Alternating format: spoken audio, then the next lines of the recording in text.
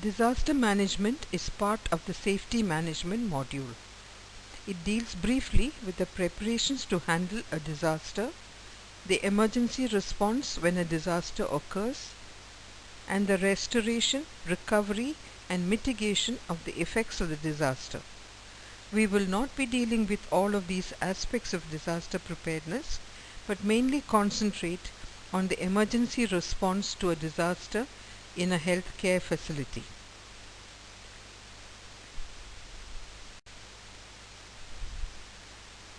The learning objectives at the end of this session are the definition of a disaster, the different types of disasters, the preparation of a disaster management manual in the healthcare facility, response of the healthcare facility to disasters, and the laboratory perspective, since we are primarily focused on lab services and we will consider the response of labs to disasters.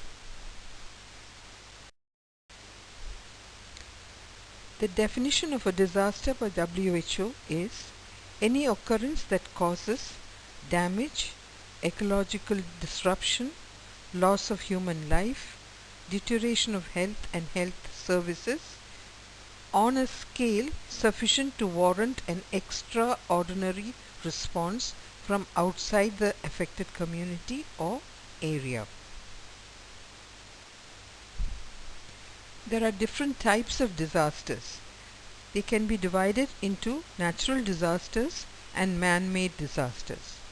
The natural disasters include earthquakes, volcanic eruptions and landslides, snowstorms and avalanches, windstorms, which include cyclones, hurricanes, typhoons, tornadoes, sea surges and tsunamis, floods, droughts, locust swarms, and epidemics of diseases.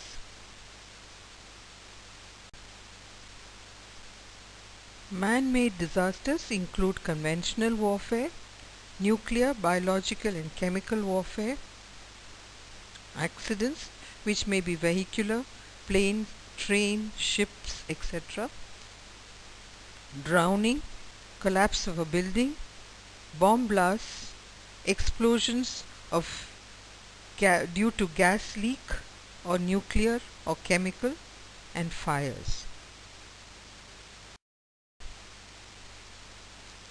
There are different levels of disaster management.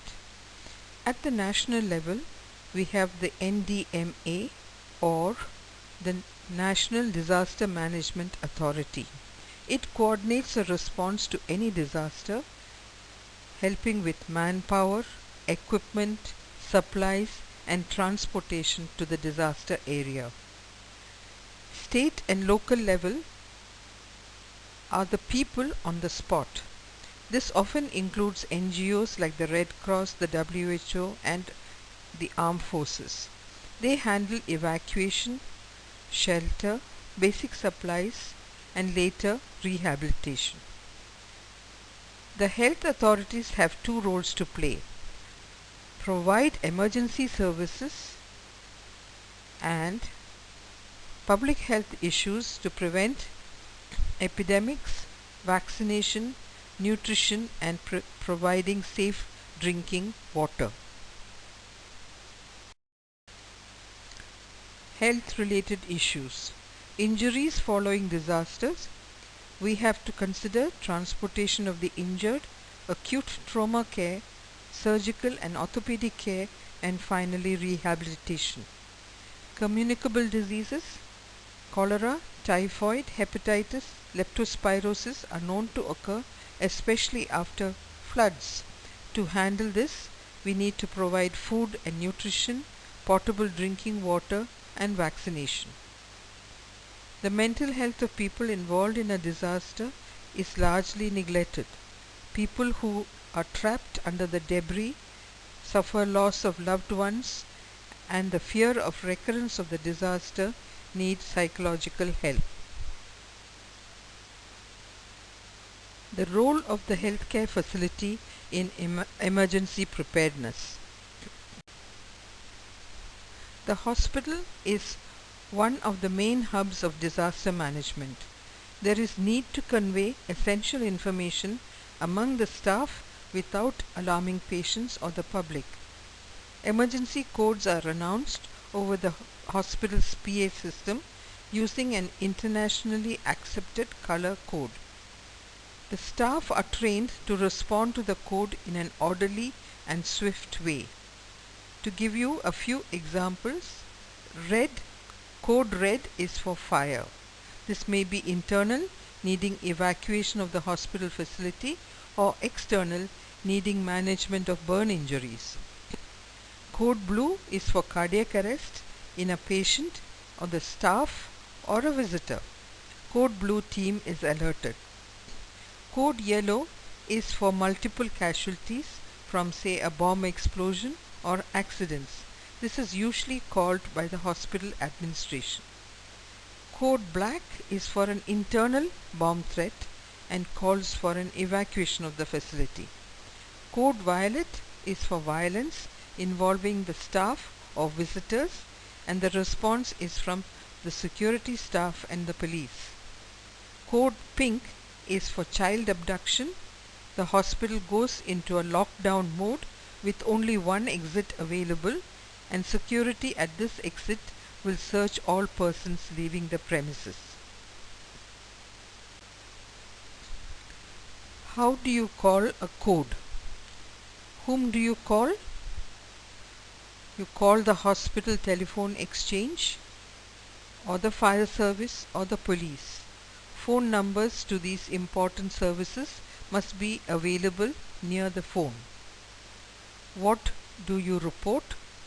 You report the event, the location, and the ID of the caller. This must be repeated twice. An example would be fire, biochemistry department, room 103, first floor of the OPD building. Caller, staff technician Suraj.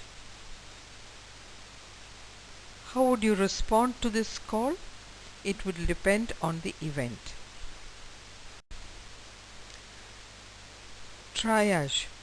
Triage means allotment of priority of treatment and evacuation of casualties based on vital signs of the patient. This is usually carried out in the emergency. The lab is not directly involved. Generally, the hospital has a color coding based on the patient's vital signs.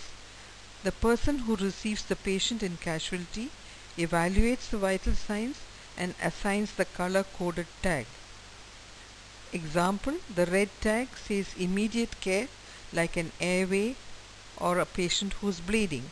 Yellow tag can wait up to 1 to 2 hours.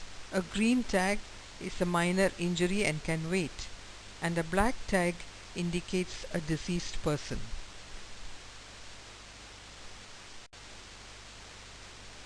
Responsibilities of the laboratory. The lab shall have a disaster management manual in which all types of disasters are defined.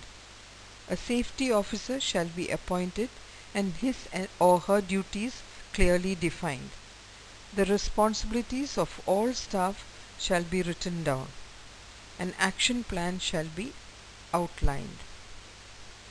There shall be periodic training of the staff with mock drills, especially since there may be a rapid turnover of staff.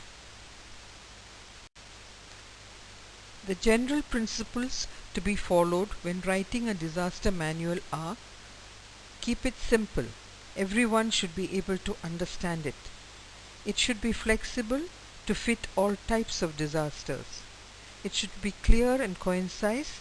There should be no confusion, and prompt action and response shall be possible. It shall be adaptable. It should be possible to implement during the day or night or on any holiday. Extension of the normal working pattern. Staff are used to routine functioning, and additional duties should not be introduced at the time of an emergency.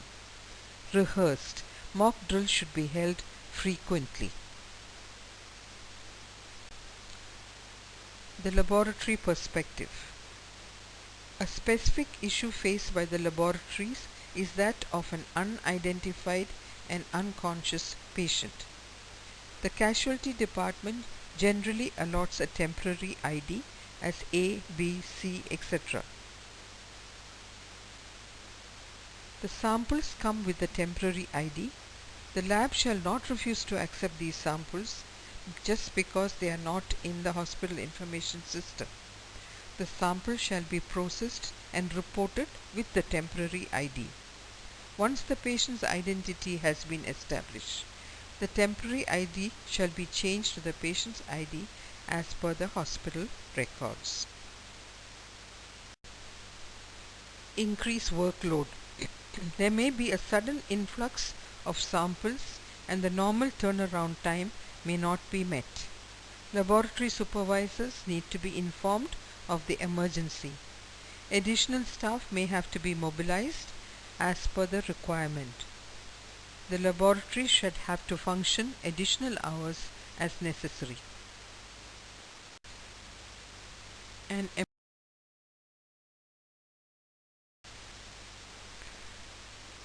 The emergency telephone numbers to call in India are 100 for the police, 101 for fire, and 102 for ambulance.